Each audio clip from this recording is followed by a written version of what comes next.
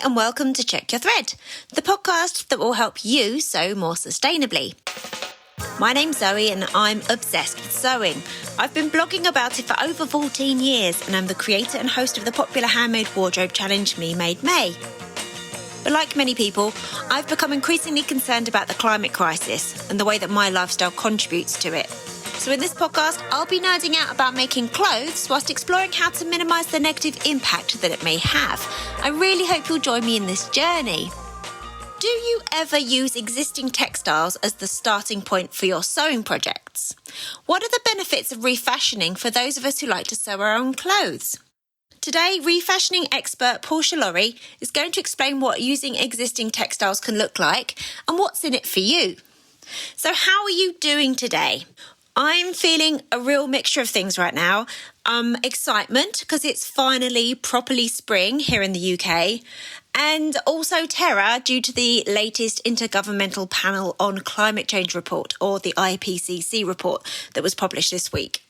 Its findings were pretty horrendous. My interpretation of it is that although we know what needs to be done to limit the effects of the climate crisis, not enough action is being taken on too small a scale and too slowly. If you do anything over the next week, please find 15 minutes to email your local MP or equivalent political representative, urging them to take action to help speed up the transition away from fossil fuels to renewable energy sources. To find out who your MP is, if you're not sure, and to find out their email address, simply search "Who is my MP" or representative. I've put the link in the show notes for the UK version. It is super quick. When you email your MP, make sure that you include your address and postcode because it's their job to represent only their constituency. The email doesn't have to be long or full of facts and figures. Just keep it clear and straight to the point and tell them that this is a big concern for you. If you don't have time this very minute, make sure you schedule 15 minutes over the next couple of days so you don't forget. Nothing could be more important for the future health of our planet. The rallying cry that is accompanying the report is everything, everywhere, all at once, meaning we all need to act in all the ways that are in our control right now. So for me, that is emailing my MP, Peter Kyle, which I did earlier today, and it's also continuing to find ways in my life to reduce my impact and continue to encourage others to do the same. So this week, I've been making my husband a much-needed sweatshirt using scraps from my stash.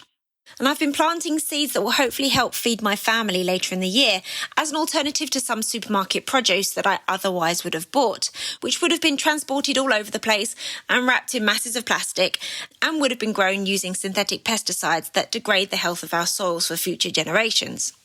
I've also been mending some clothes for my family and friends to keep them in use for longer and donating some kids' clothes and bedding to other families who can use them via FreeCycle and the Olio app.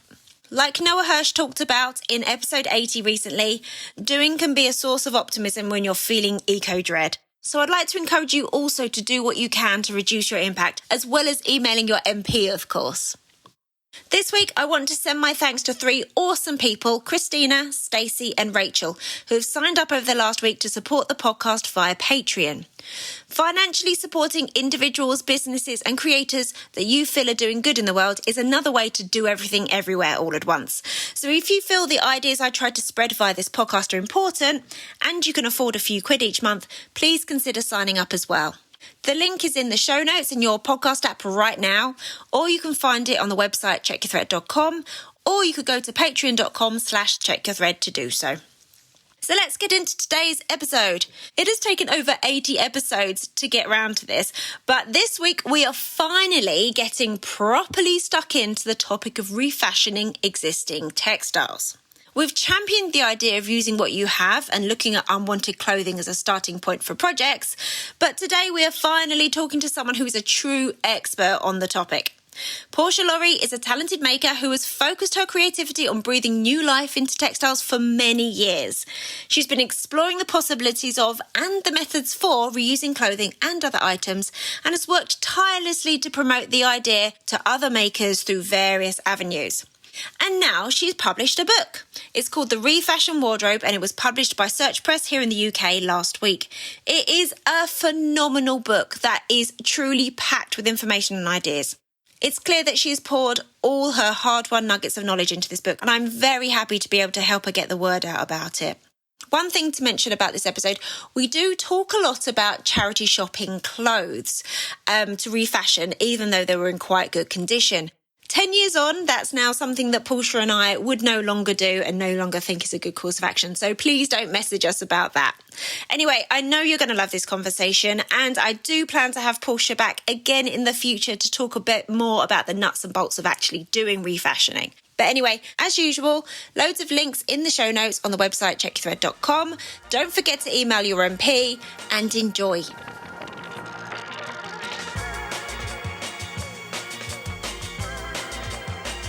Hello, Portia Lawrie. How are you doing? Hello, Zoe Edwards. I'm fine, thank you. How are you? I'm good. I'm gutted because we actually had plans to have this conversation face to face, didn't we? We did. I know, and I'm really sorry that I had to cancel those plans because my little boy was ill and he was off school, but it's still very nice to see you. Yeah, it's very nice to see you too. So I've had the pleasure of meeting you in the flesh previously, and I'm just trying to remember when that last was. Oh, crikey. Might have been at Fabric Godmother, I think maybe. I came down to visit Wendy Ward when she was in Brighton and popped in to see you guys as well. Oh, good remembering. So that would have been what, like 4 years ago? Possibly longer than that, I don't know. And then prior to that, you and I went charity shopping in Leigh-on-Sea, didn't we? That was a long, long time ago. How do you look the same? I really don't, seriously. So I've had the pleasure of meeting you before, but for everyone else who hasn't come in contact with your awesomeness previously, can you please tell us who you are, where you are, and what fills your days? Okay, so I am Portia Lawrie. I am a sewing content creator. I work part-time out of a summer house at the bottom of my garden, creating content for magazines, for my own social media, and more recently, which we'll come on to, for my new book, which is launching in the next few days. Congratulations! You sound very busy. Yeah. The book has taken up a lot of my time over the last few years, and it has been a few years because, I first started writing it late 2019, and then we all know what happened early 2020. Indeed. The wheels came off the book a little bit for a while. So that's been a long time coming. So for 2.5 years, I was working pretty much on the book and homeschooling. And then I handed it off. And then there was this big lull, as you possibly know, obviously, because you managed to get your book out during the pandemic. So kudos, because I did not manage to do that. So what have you been focusing on in the meantime? To be honest, I've taken a little bit of a step back because it's quite an intense thing, writing a book, and it sort of took it out of me a little bit. Let's chat about the book a bit more in a minute, because first of all, we need to hear how you got into sewing in the first place. Like, I don't know. Right, so my earliest experience of sewing was I was taught quite at quite a young age how to chuck an elasticated waistband on a skirt and hand sew a hem. So who was teaching you? My aunt and my uncle. They taught me how to hand sew. From a young age, I was like lopping off the tops of my dresses and turning them into skirts. Dabbled a little bit at school. We had textiles as a subject for a very short period of time, which obviously I absolutely loved, and then it went off the curriculum. Fast forward several decades, and I had my son in 2009. And for the first time, I wasn't working 2 and sometimes 3 jobs to try and pay the bills. I was actually a stay-at-home mum. And weirdly, I found myself with time on my hands, which I know you don't expect to say with a newborn, but like they sleep. So that's when I started taking like afternoon classes at a local adult community college. That's where I first properly learnt to sew. Somebody gifted me a sewing machine. I was doing these classes and I started the blog shortly after in 2010, really just as a means of documenting my sewing journey. And that's where you and I met, online. Online, but we happen to hail from the same area of the country. We do. We're both Essex girls. Do people know you're an Essex girl, or do you hide your Essex girl light under a bushel? Well, it's come out now, hasn't it? It has come out. I've outed you. So I know for a fact that you've been working very hard for years now to promote the idea of sewing more sustainably. Yes. Particularly through the reuse of existing textiles. First of all, let's address this first. What is the definition of refashioning as you see it?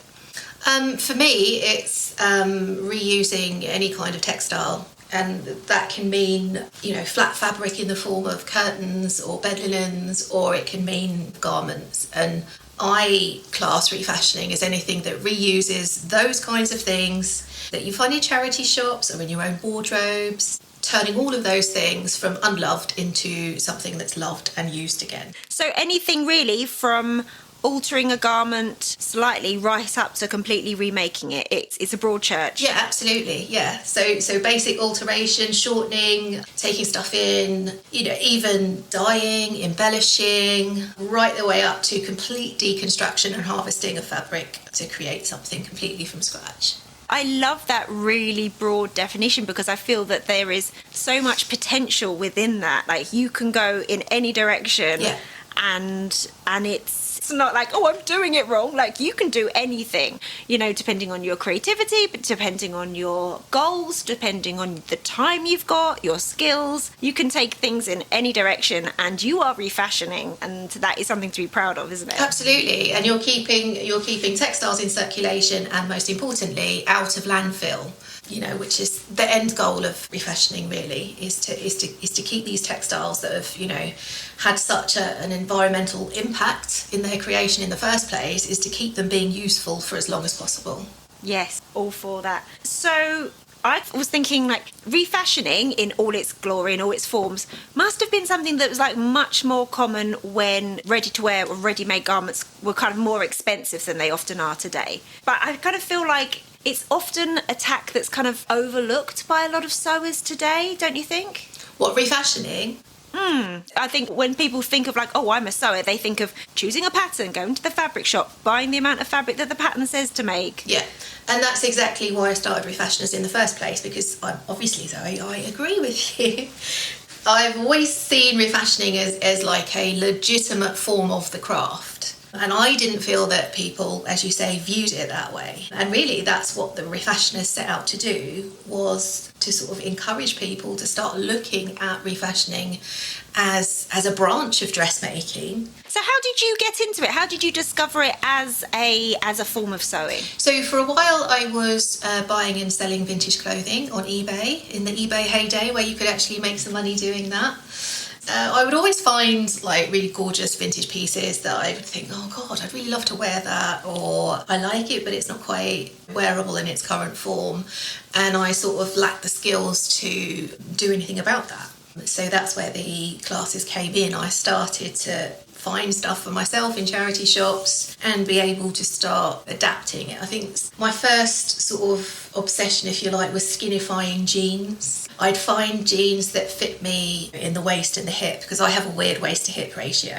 Don't we all? Yeah, there is no normal waist to hip ratio, let's be fair. But so what I would do is I would find jeans in charity shops and basically skinify them. That was my first foray into refashioning for myself. Right, that was the gateway. Yeah, and then it kind of snowballed from there, really, and I started just taking stuff apart, which in itself is really informative. You learn a great deal deconstructing. And then I started getting you guys on board. Yeah, so let's talk about the Refashioners. So you discovered that refashioning was a super inventive and creative form of dressmaking, and you wanted to popularise that. So you invented an online challenge called the Refashioners. Yes. So tell us more about that. So my online voice at the time was pretty small. I was new to blogging. And as with any kind of message, really, several voices are louder than one. So I reached out to people like yourself, to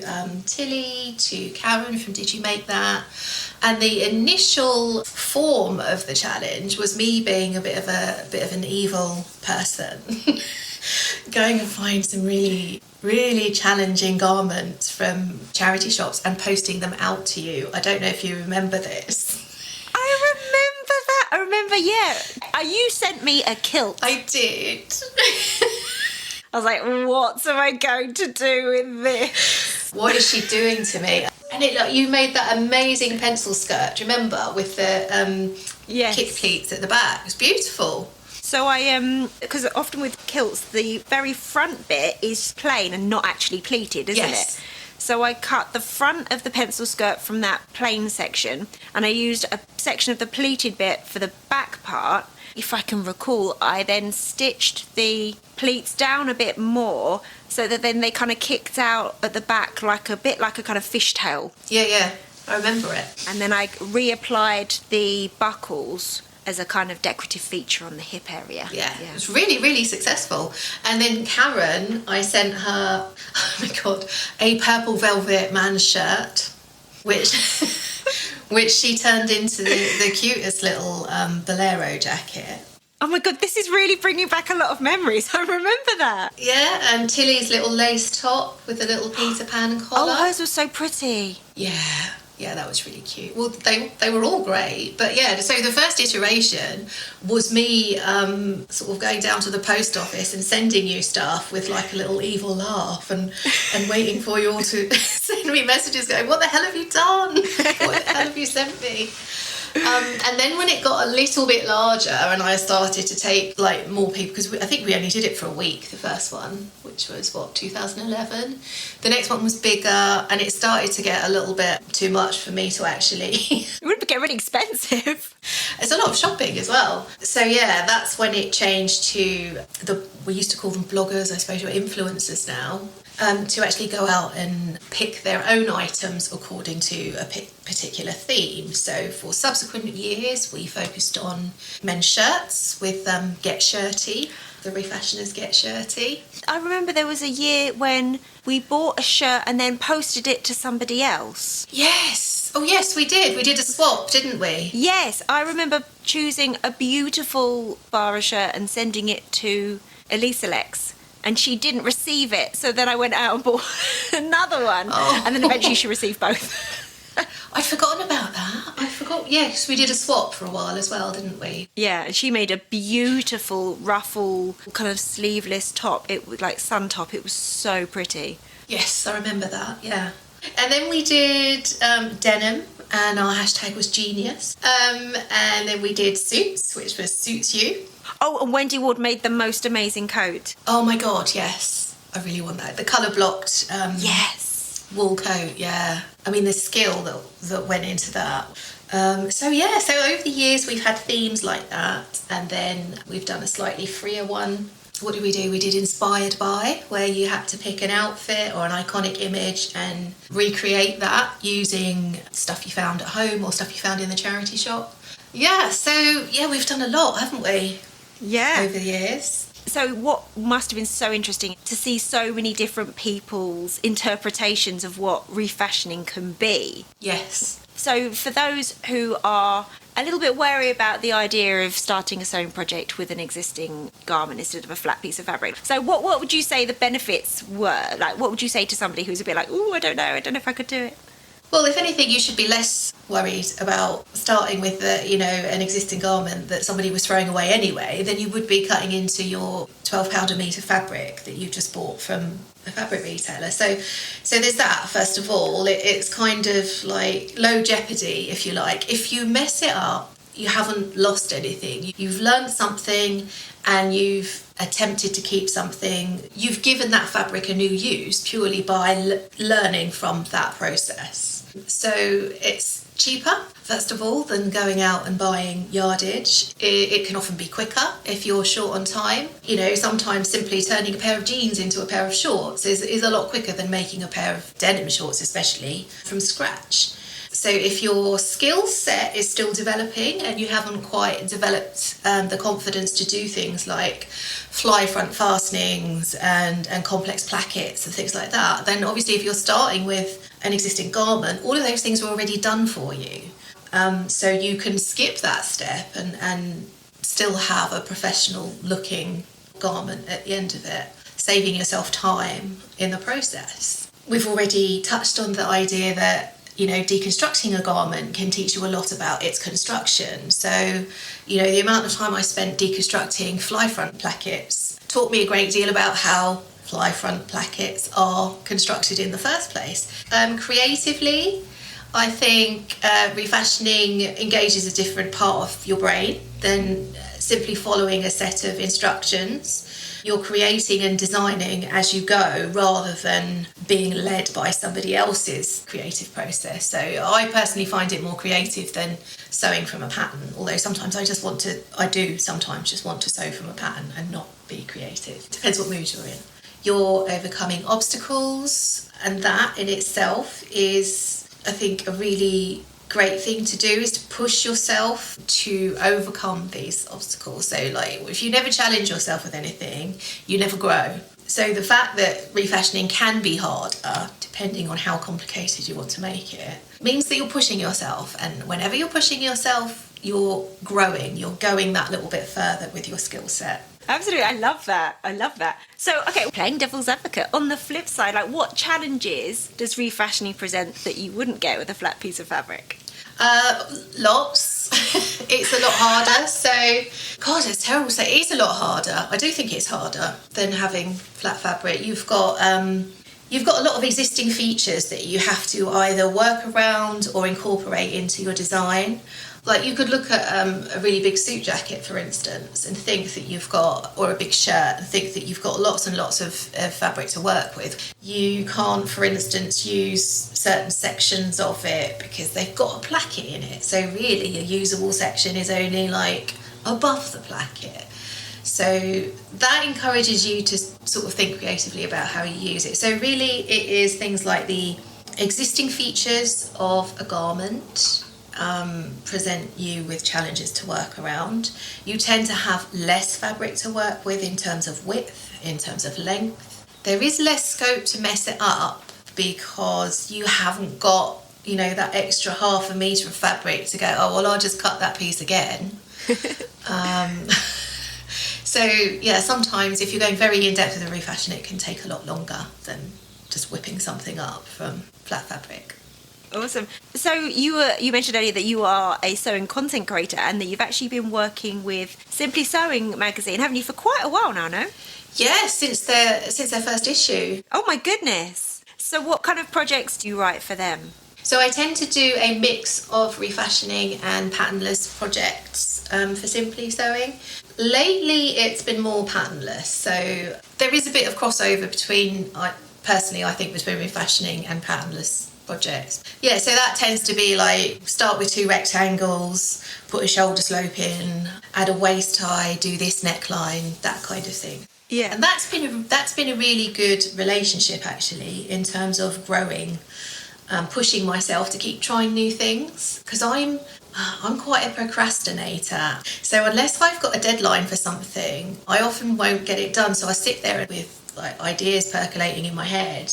Yeah, so much of sewing happens in your head, doesn't it? It does, yeah. I've got a whole wardrobe in my head, honestly. It just needs to make it onto my rail. So that's been a really useful relationship, because every month I've had this kind of like impetus to keep coming up with new ideas and to keep challenging myself. So often the stuff that I do for Simply Sewing is the first time that I've done those things. Oh, wow. Yeah. So I tend to come up with an idea in conversation with Charlie, with the editor at Simply Sewing, and then go, okay, right, how am I going to make this happen?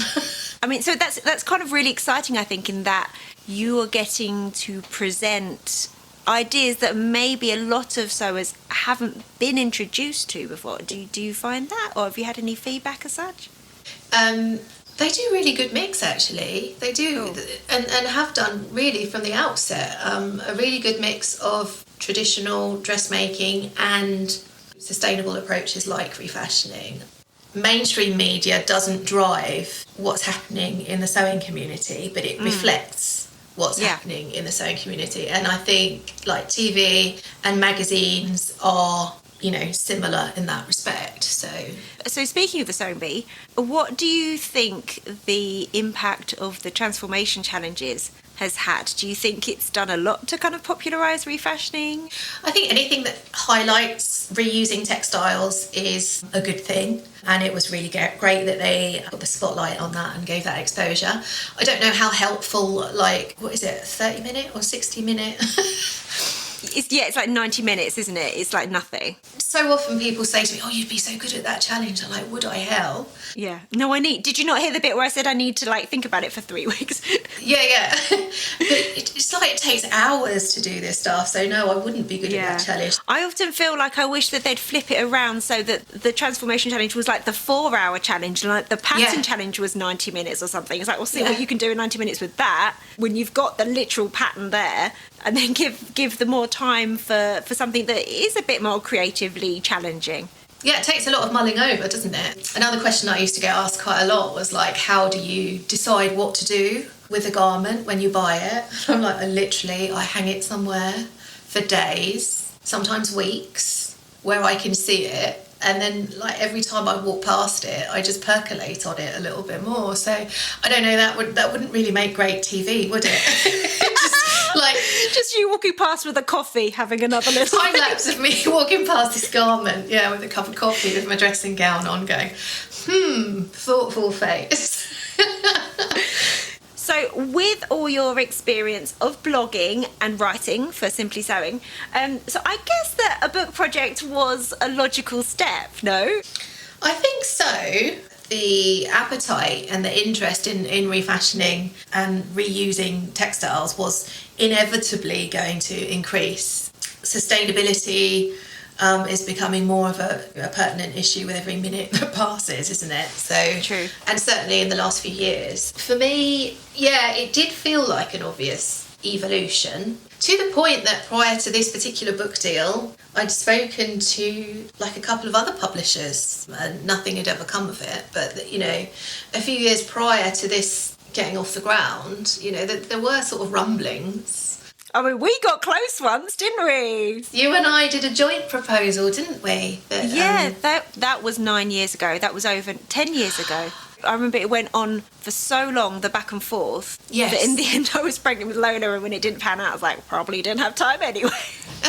I think it had to be the right time. Yeah. For it to happen, and I don't think that there was a strong enough appetite maybe at that time. I don't think that they were ready to go into it. They're very kind of hedging their bets, weren't they? Like, how can we cut the costs on this? How can we make the photo shoot cost no money at all? Yeah, whereas the wonderful thing about Search Press is from the outset they approach this as giving it as much consideration as any other craft, which is really what I've been promoting for the last decade or whatever. The validity of this as a creative pursuit, the aspirational nature of the garments that you can create, and they really, really embraced that. And the production value or costs on this, I mean, I don't know what the costs were, but they didn't scrimp on it at all. It is amazing. Like, I'm not just saying that because you're in front of me. Like, it is phenomenal. It is a phenomenal book. It is absolutely packed with information. Like, it is rammed. I feel like everything, like all your hard-earned knowledge is in there. I feel like you've just poured it all in because there is so much. And I really love that. For me, I feel like, having looked through it a few times, it is kind of suitable for sewers of all levels, because I feel like you do include a lot of foundational sewing knowledge that you could crack on if you had a sewing machine but you weren't like super confident necessarily. But you've also got loads of stuff in there that is really specific to refashioning that more experienced sewers, or regular sewers, quote unquote, will get a lot from. I mean, who did you have in your mind when you were writing it? Like, did you think of it in terms of different layers, or did you have a person in mind? That's such an insightful question. Because I had in mind my peers, my contemporaries, if you like. So people that were already sewing, that had an understanding of dressmaking and garment construction. Yeah, it was them that I was kind of initially speaking to and basically saying, look, you've got all these skills. It's like a superpower. You've got the ability to keep these textiles in circulation in a way that, it's like a unique ability to do that. Not everybody can keep these textiles in circulation. So in a way, as makers, we've kind of got a responsibility to, with great power comes great responsibility. I feel exactly the same about mending. We, as people who already say, I mean, I'm not saying everyone should take on everybody else's mending, but no. We should at least keep our stuff in circulation. Yes. Like, we have got the skills and the equipment right there. We can fix those holes. Yeah, exactly. So that was who I had in mind. And I went to great pains to sort of try and say, look, this is not a how to sew book. This is a how to refashion book. It's the thought processes, the tips and tricks. So it's like, if you know how to sew, but you think refashioning is too complicated, or you don't really know where to start, or you don't know what the thought processes are. These are all the kinds of questions that I've been asked sort of over the years. Then that's what I try to put into the book. I really sense that you've addressed every question you've ever had. You've written every approach that you've discovered. I feel like it is all in there. Even if there wasn't a pandemic, I feel that it would have legitimately taken you 3 years to write this book. Yeah. And that's not even all of it. Oh my God, poor Emily, my editor. She's such a saint, honestly. I just dumped this massive motherload of text and photos on her. We actually ended up cutting, I think, 4 projects out of the book. Really? To make space for the ones that made it in, because anybody that ever followed my blog or read my blog will know the amount of photographs and steps, and I just lean towards sort of heavy on detail, and that's what I presented Emily with. And we had a lot of back and forth trying to trim these projects down and make them a bit more succinct. So yeah, we had to cut a few projects out of the book. They will pop up. Keep an eye out for them. Definitely. There was one project, because the way that I write a project is I write it how I want it, and then I look at the number of steps and go, well, that's far too many steps, and then I go back in and try and sort of condense it down. And there was one that I did, it was the jeans project, which is probably the most complicated but not complicated one out of the lot of them, and I think that was something like 35 steps. It was like a crazy amount of steps, and that was the hardest one to pare down, because what I tried to do with some of the projects was not so much be prescriptive and say, take this bit of fabric, use this measurement and do this. I wanted to describe what I was doing in a way that allowed people to kind of go, oh, okay, how am I going to apply that to my specific pair of jeans or my specific whatever the foundation garment was.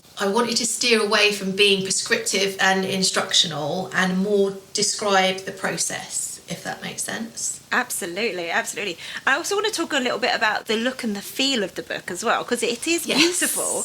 It's got a real modern look, but it's not overly trendy. It also seems very representative of your style as well. It's kind of quite neutral. There's kind of a minimal, super wearable vibe, but definitely with a kind of modern vibe as well. I take it that was no accident. No, that was no accident.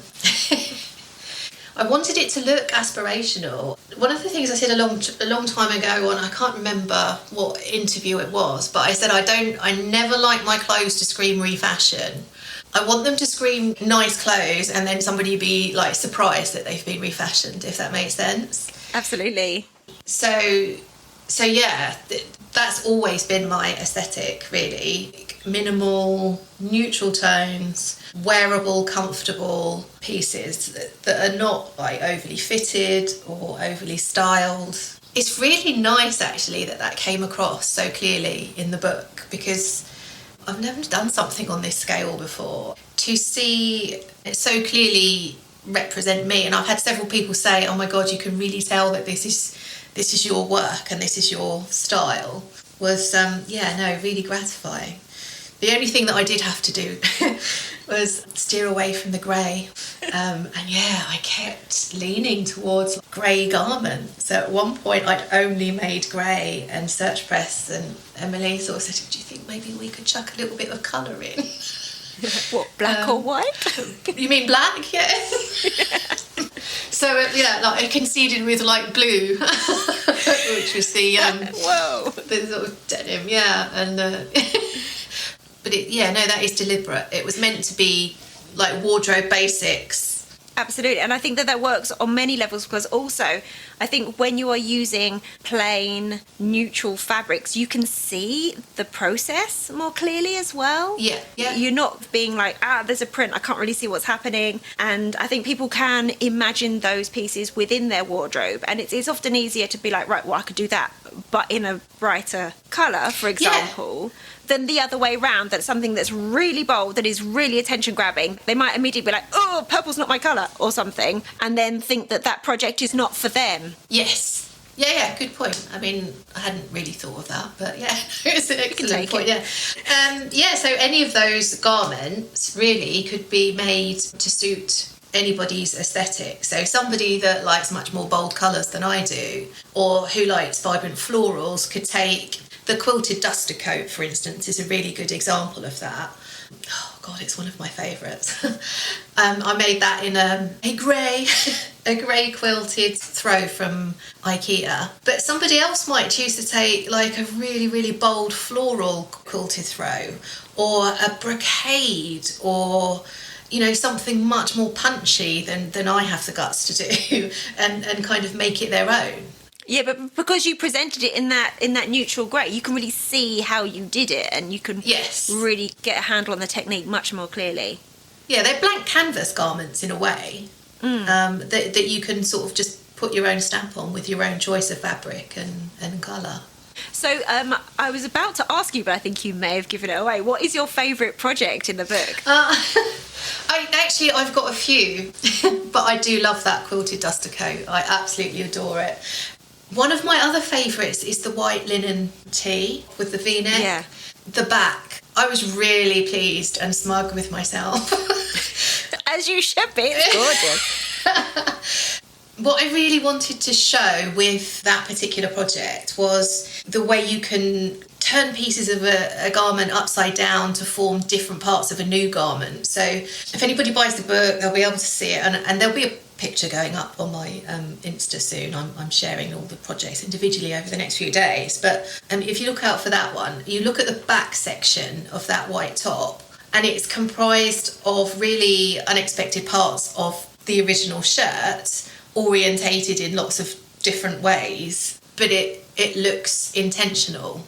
Yeah, but then somebody who likes a bolder look, they might choose to do that piecing different shirts possibly to get like an interesting colour block kind of thing going on. Or texture blocking is another one. So there's one garment that actually didn't make it into the book, and I did a similar thing there where they were both white shirts, but one had a dobby weave on it and one had a twill weave, and I mixed up different components of the top from both of those shirts. So you'll end up like with a patch pocket in a dobby weave on top of a plain white twill weave. So it's very, very subtle texture blocking as opposed to colour blocking, which again, as you say, is my aesthetic, subtle, tonal, not too bold. But as you say, anybody could take that and substitute those elements with more contrasting pieces. You made a really nice cardigan recently out of different pieces of knitwear, didn't you? I don't know if nice is the word. Thank you. It was an experiment. It was like I just had to scratch the itch of the idea, could this work? And the only knits that I had in my possession were kind of wild. But I have actually worn that heaps. But it does work. It does work. And you're much braver than I am with, and I don't mean that in a passive-aggressive way. Oh, you're so brave. You're much better with colour. Like I'm like quite cowardly with colour. I consider my look, I was trying to describe my look to my friends the other day, and I came up with like fun art teacher.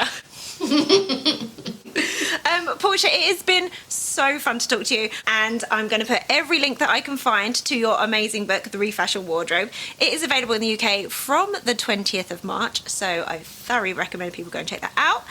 Where can people find you?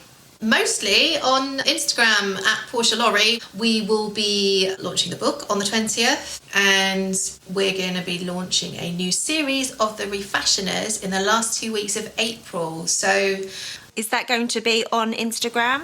That's going to be on Instagram. It's like a Refashioners Light, but I've got 2 weeks of refashioning inspiration. Fantastic. Thank you so much for your time. Hope to see you in the flesh soon. See you soon, Zoe. Thank you. Bye.